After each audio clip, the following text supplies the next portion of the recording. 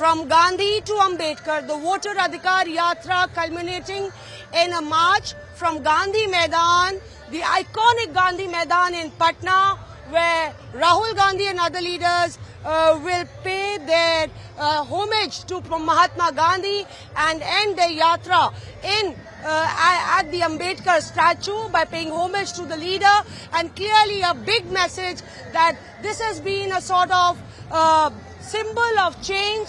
Any leader who addresses a rally or bolsters opposition against the government has gone a long way, whether it's Mahatma Gandhi launching the Satyagraha movement or the Champaran movement or the JP agitation.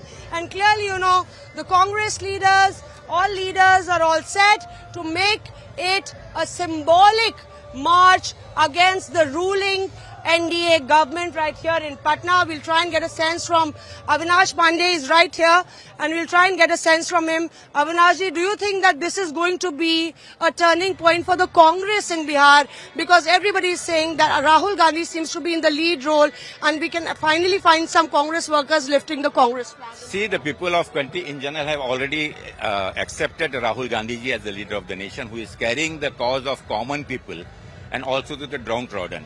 He is fighting for not only the downtrodden and the poor class, but asking justice for each caste and community by respecting their presence and also their strength.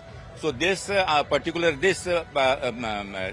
which we are saying, this Andolan is basically for restoring the right of the voters, which the Constitution has given to each and every one of us to elect their own choice of government.